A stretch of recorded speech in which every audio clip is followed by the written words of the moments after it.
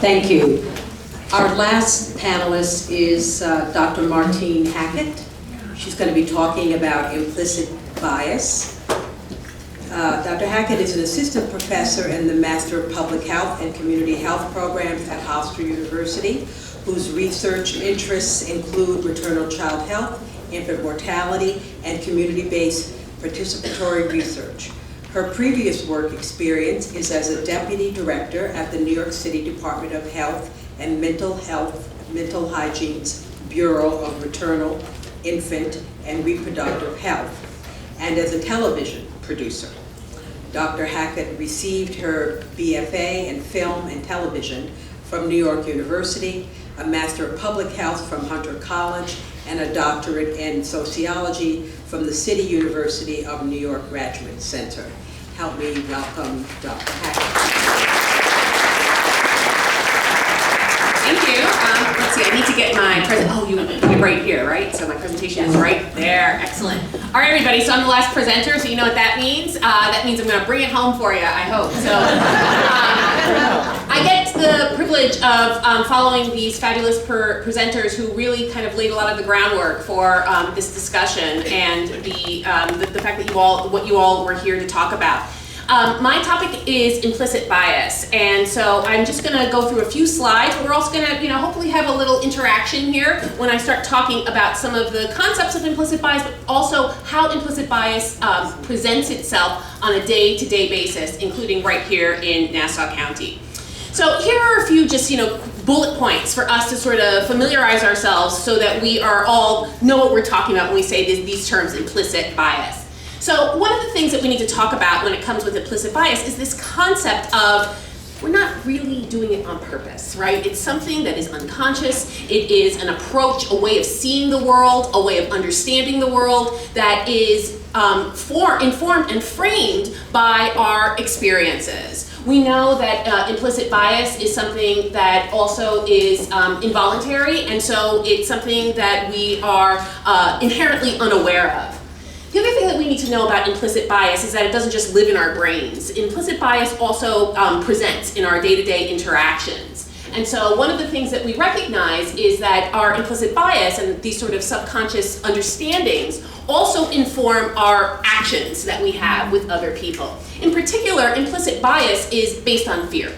And the idea of fear is who are the people we were taught are different from us? Who are the people that we were taught that we need to be concerned about? Who are the people that we were taught that need to be separate from us? And who are, more importantly, who are the people that we're taught to that are like us? And so the idea of implicit bias inherently sets up those boundaries between us and them. And so one of the things and the ways that implicit bias then plays out is that we see this if these people are different to us by age, ethnicity, appearance. Those are going to be the ways that we're going to treat the people who are like us in a good way, and we're going to treat the people who are not like us in a way that's informed by fear.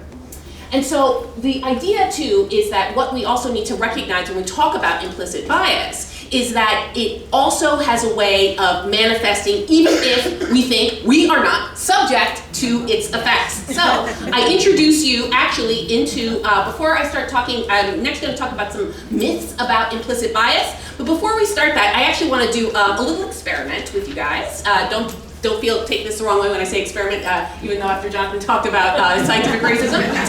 Okay, here's what we're going to do. All right, so I'm going to give you some directions, but don't say anything. Keep all this information in your head, okay?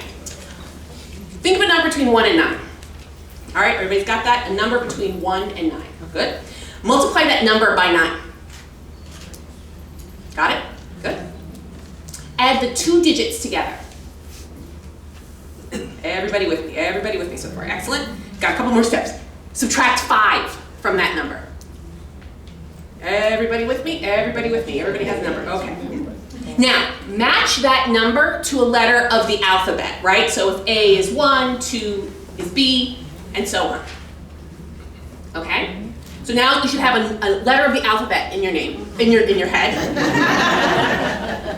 Think of a country that starts with that letter. Don't say it, just think of the country that starts with that letter. Now, when you think of that country, right, you think of what it starts with, the last letter of that country, think of an animal that starts with that letter. Okay? You got that? Now, I want you to think of a color that begins with the last letter of that animal name. Everybody got it? So you should have 3 things.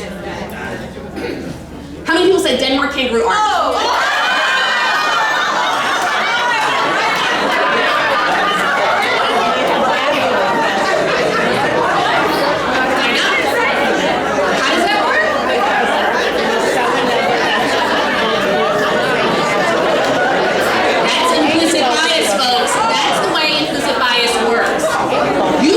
Decisions in your head, right? I didn't go in your head. You make those decisions about those things.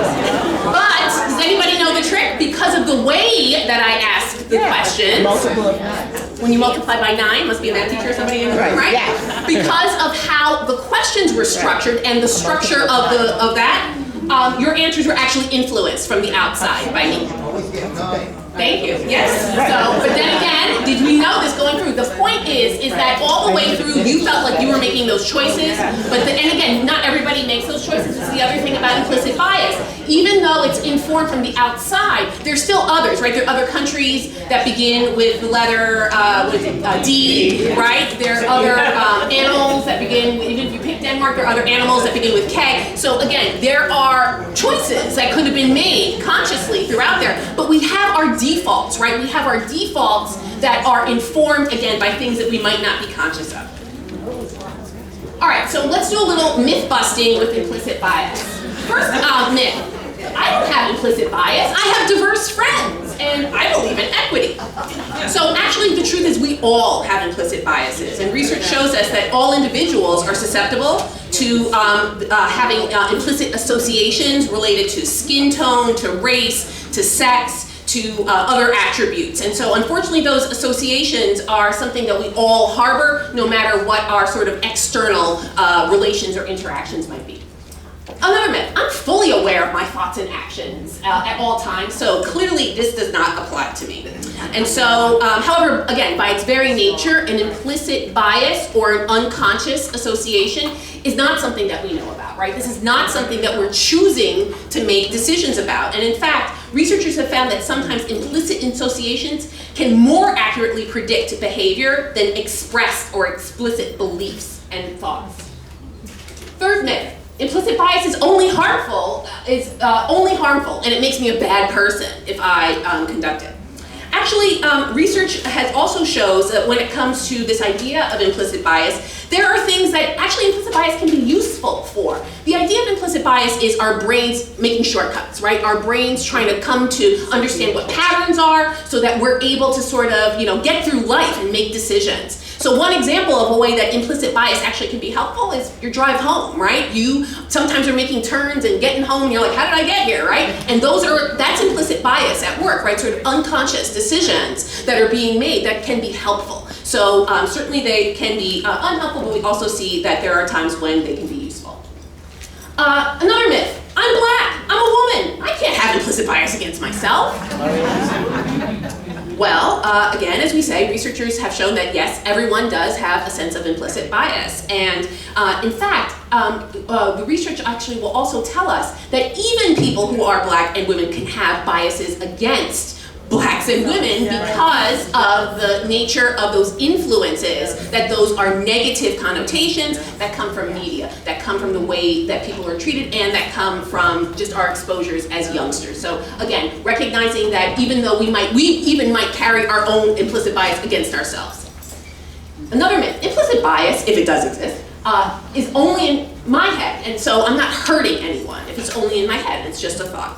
Well, the truth is that we do know that implicit bias does have significant consequences. Think about the criminal justice system. Think about choices that are made on who's stopped in a car. Think about the choices that are made in terms of sentencing decisions. Think about decisions that are made in terms of whether or not someone gets shot or not, right, in a stressful situation. These are those are certainly consequences that we know that are informed by implicit bias. Let's talk a little bit about some examples of implicit bias right here in Nassau County. One of my areas of research, my main area of research actually, is in public health. And so one of the things I look at very closely are the disparities or the differences in health outcomes by race ethnicity.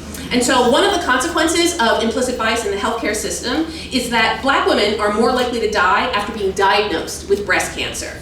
And in fact, in Nassau County, our rate of mortality for breast cancer for Black women is 27.6 per 10,000 compared to 19.2 for white women. So for as much as we talk about a epidemic or an outbreak of breast cancer in Nassau County, it's much higher mortality rate for Black women in Nassau County.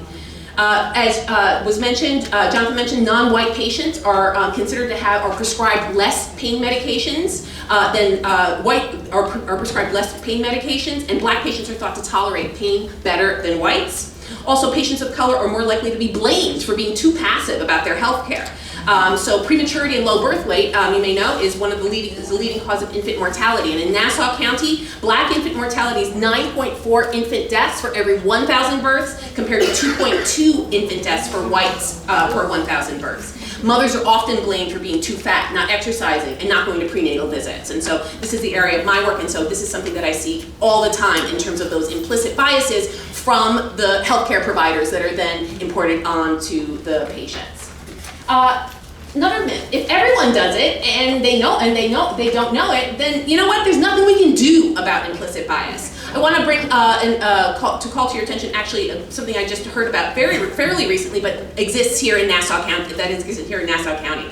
In Nassau County in 2010, Black children were 14 to 15 times more likely to be placed in foster care compared to white children.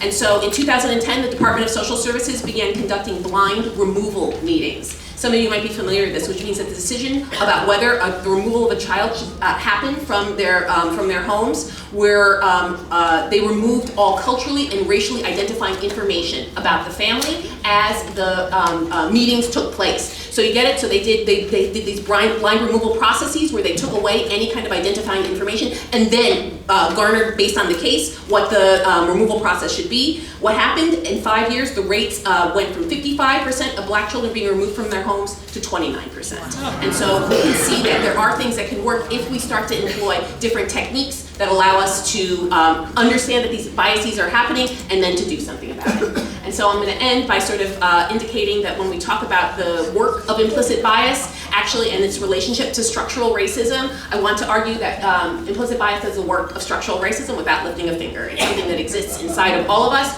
and it allows structural racism to perpetuate and to have the effects that it's intended to have. Thank you.